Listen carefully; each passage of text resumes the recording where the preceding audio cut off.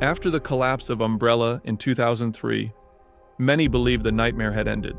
But like in every great conspiracy, the gears that drove the saga's darkest events didn't stop.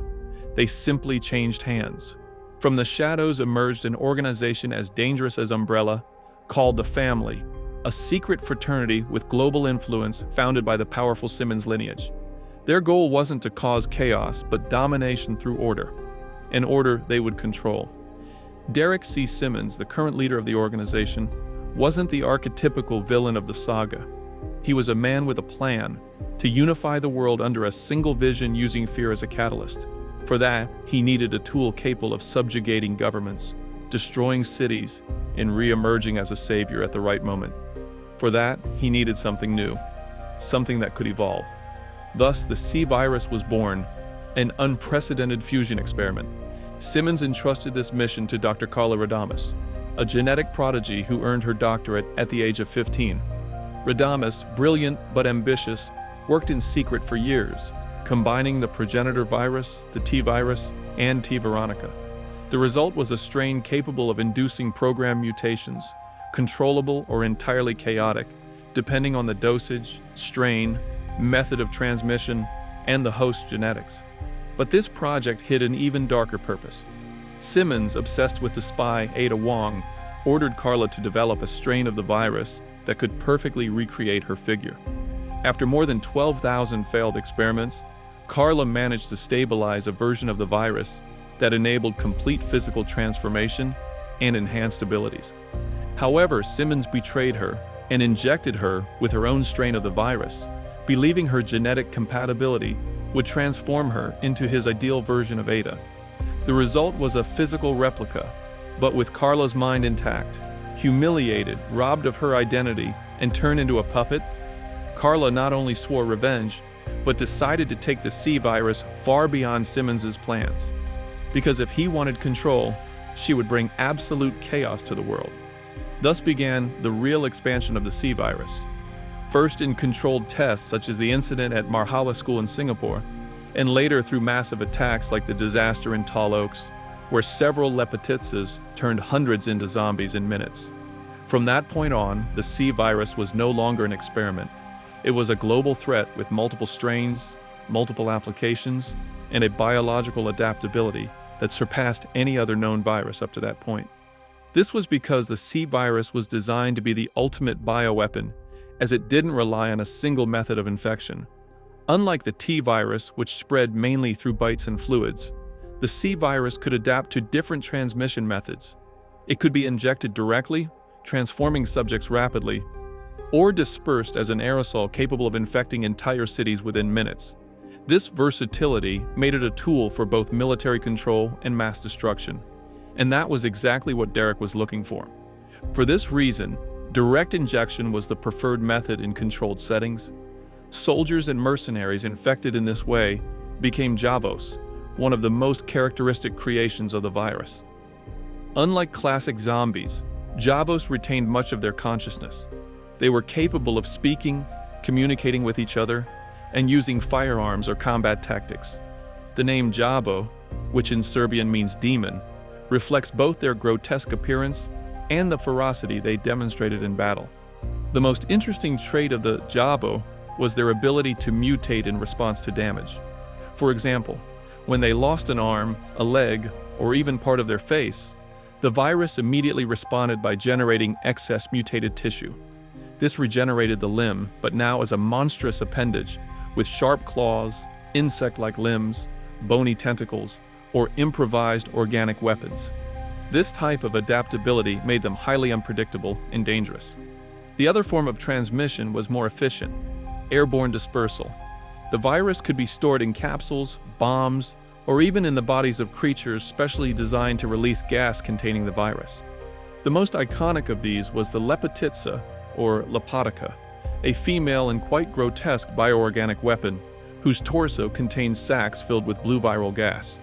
With a single burst, it could contaminate entire areas, causing the instant death of those who inhaled it and turning them into zombies afterwards.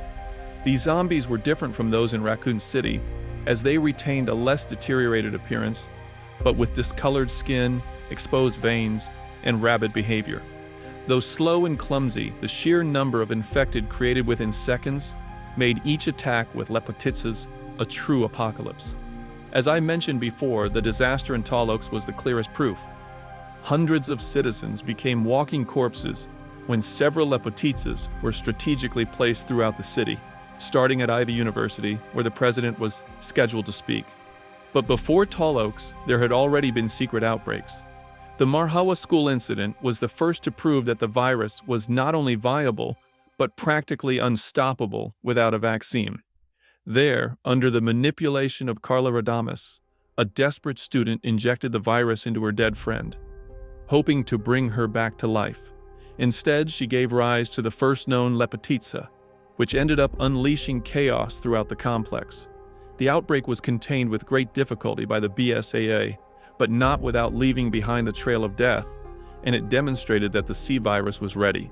If anything distinguished the C virus from its predecessors, it was its ability to force a programmed metamorphosis.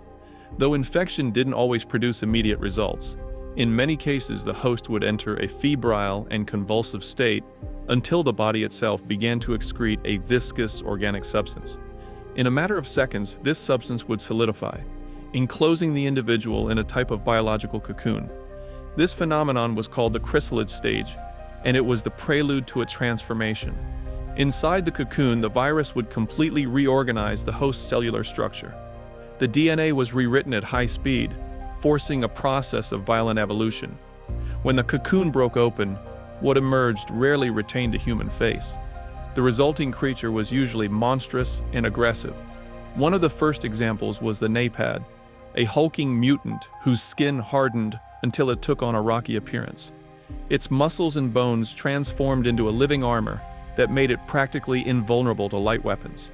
Its slowness was compensated by brute strength capable of smashing through walls and crushing enemies in seconds. The only way to neutralize a Napad was through explosives or concentrated fire on the few areas where its skin hadn't fully ossified. These creatures functioned as biological assault tanks, perfect for blocking streets or breaking through barricades. More terrifying in another sense were the Mutants, creatures born from chrysalids that combined features of birds and arachnids. They had dark, membranous wings, insect-like legs, and an erratic behavior that made them difficult to track. From elevated positions, they could launch themselves at their victims, tear them apart, and disappear back into the air.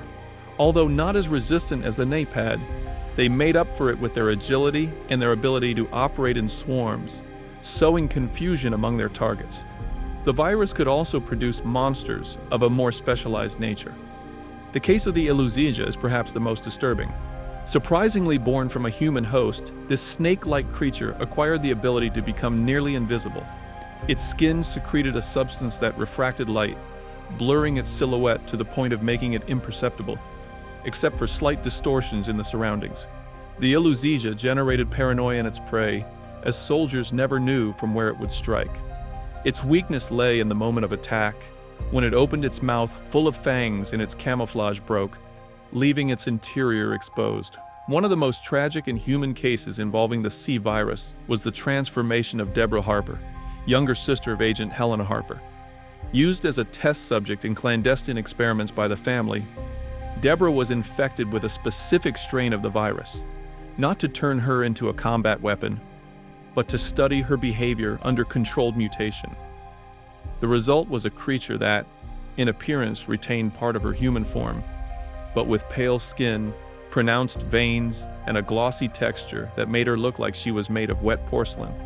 However, multiple segmented appendages emerged from her back, similar to spider legs, which she could extend and retract to attack. Though she hadn't completely lost her form, her humanity was no longer there. Only fragments of what she once was remained. Defeating her wasn't just a physical task. For Helena, it was an emotional wound that would never heal. The diversity of these mutations demonstrated that the C virus didn't follow a single pattern.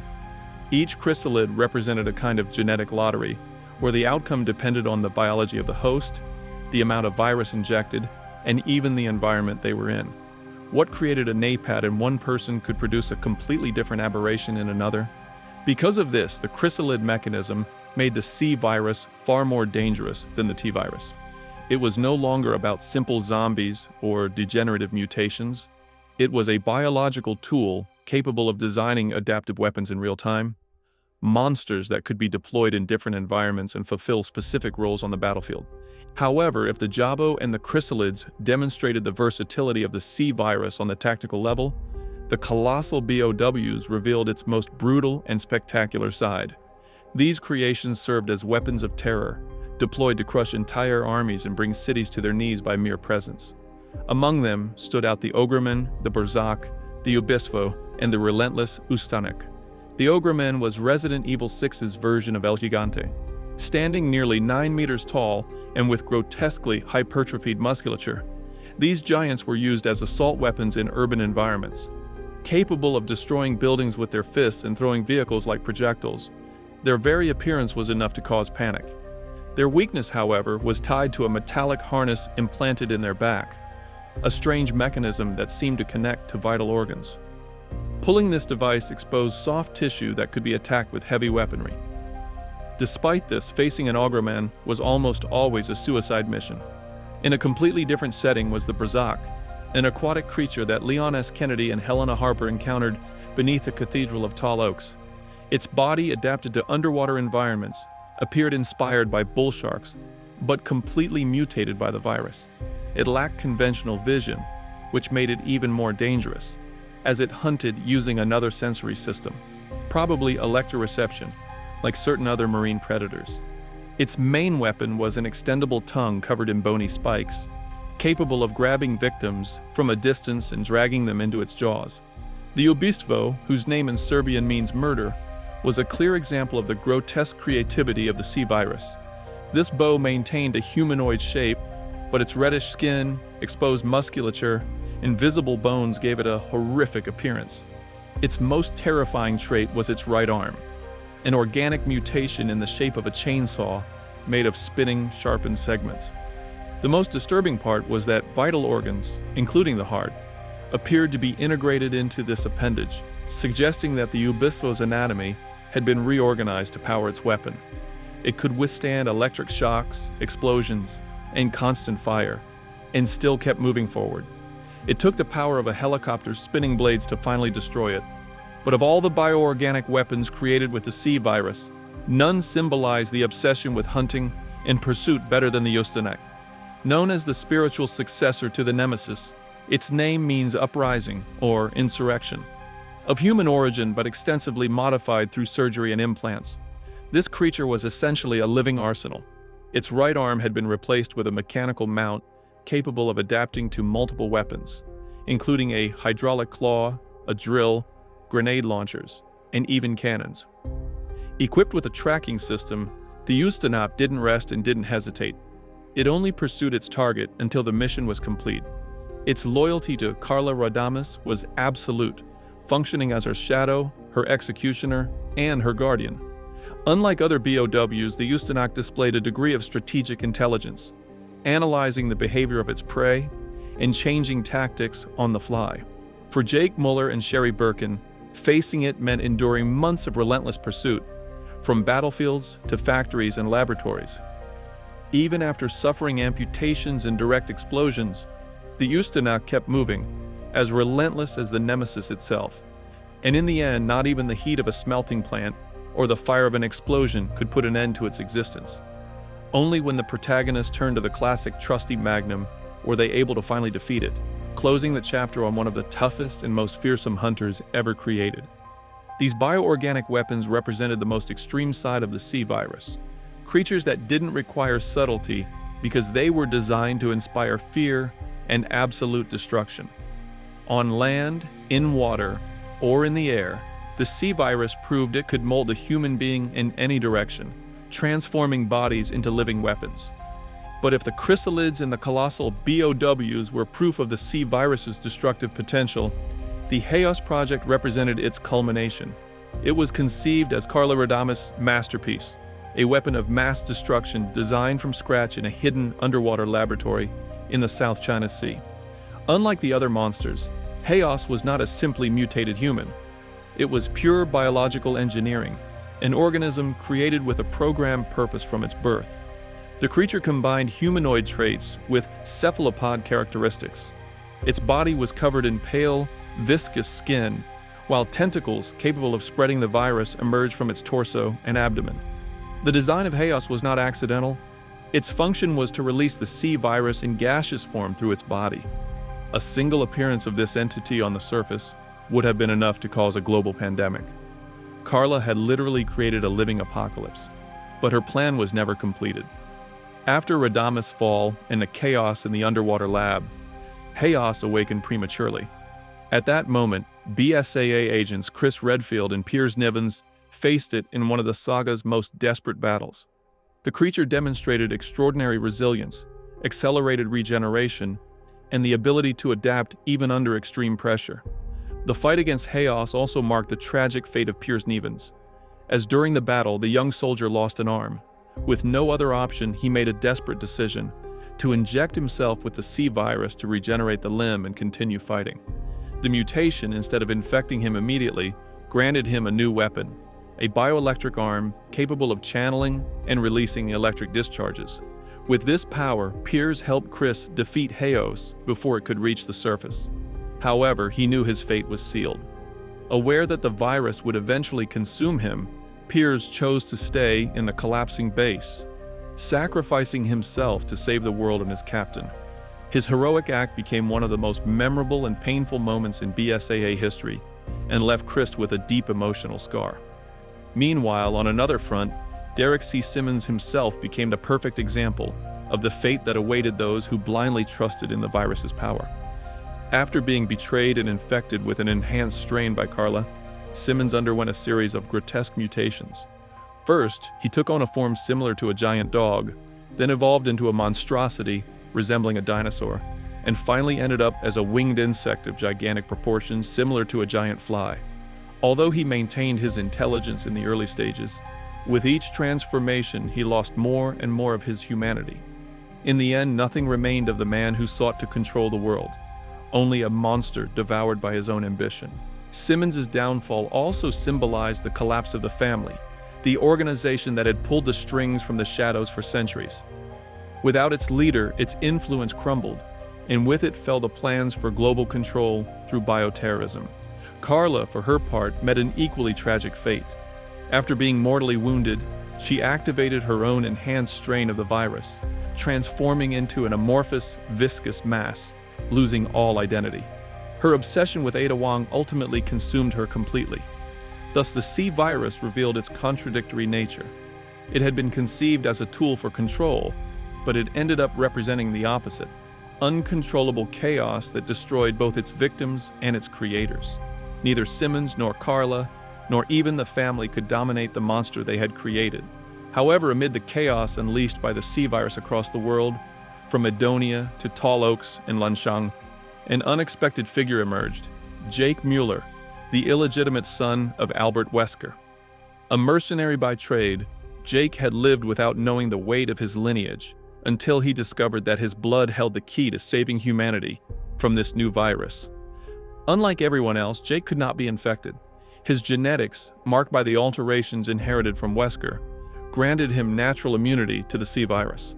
His body not only resisted infection, but also produced antibodies capable of neutralizing it. This made him the most valuable asset in the ongoing biological war, and the primary target of Carla Radamés, who wanted to use his blood to further perfect the virus. To her, Jake was the key to creating a definitive version that would allow infected individuals to control their mutations at will. During the attacks in Edonia, Jake fought alongside Sherry Birkin, who protected him upon discovering the value of his blood.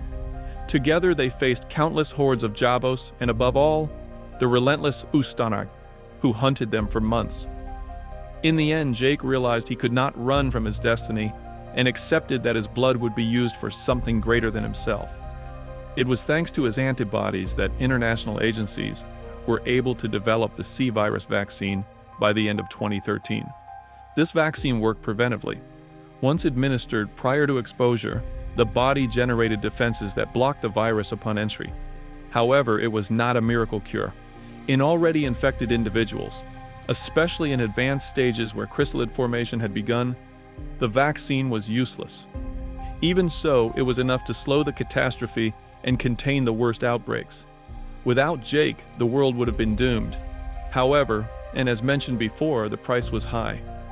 The sacrifice of Piers left a deep scar on Chris Redfield, who after the mission fell into a spiral of depression and alcoholism. The loss of such a loyal comrade haunted him for years, a constant reminder that no victory against bioterrorism came without cost. For Sherry Birkin, however, the events solidified her role as an agent of the DSO, or Division of Security Operations, but also tied her to Jake's fate, whom she chose to protect even after he decided to disappear to avoid becoming a pawn of governments and corporations. Leon S. Kennedy and Helena Harper survived this new hell, but were marked by the magnitude of the destruction and by the certainty that each outbreak surpassed the last. Ada Wong, for her part, faced a personal nightmare upon seeing how Carla Radamés had built an identity around her, obsessed to the extreme of wanting to steal her face and her life. Although the legacy of the C virus was devastating, with thousands dead, entire cities reduced to ruins, and a new chapter in the history of bioterrorism, it also left behind something more unsettling: the demonstration that biology could be manipulated to the point of creating programmed mutations, living weapons that adapted to the needs of conflict, something that had been pursued for a long time. Although the immediate threat was neutralized, rumors of samples leaking into the black market made it clear that the knowledge of how to create this virus had not been completely buried. In the Resident Evil timeline, the C virus represented the culmination of decades of viral research, the union of science, ambition, and human madness. It was also the last major global outbreak before the rise of Blue Umbrella and the more contained, yet equally disturbing, events of Resident Evil 7 and Village, which I'll be covering soon. And with that, we come to the end of this video. I hope you enjoyed it, and if so, remember to give me a like, subscribe if you haven't already, and activate the notification bell to stay up to date with my new videos. See you in the next one. Hey, don't go just yet. If you enjoyed this video, I've got another one I think you'll love. Check it out.